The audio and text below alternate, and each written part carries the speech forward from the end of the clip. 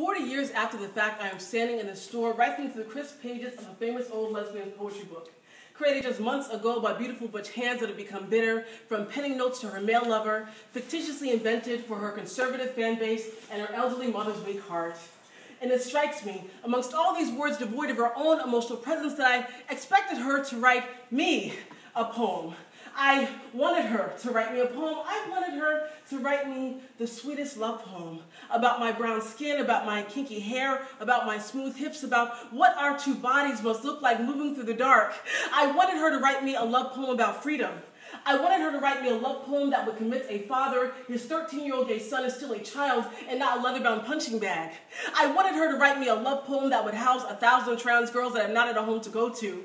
I wanted her to write me a love poem that would petition the president of Uganda and tell him that love is not a reason to be put to death when there are so many other wars going on outside. I wanted her to write me a love poem that lets two boxer-wearing black BO eyes hold hands in a dark alley and not fear their neighbors or the authorities. I wanted her to write me a love poem that lets a lesbian English teacher in Tennessee simultaneously keep her job and a picture of her first lover on her heart.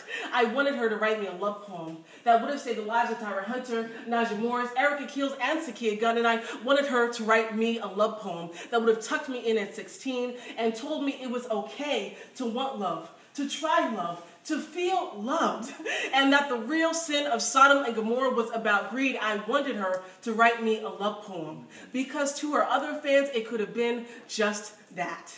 But to us, it could have been so much more. Thank you.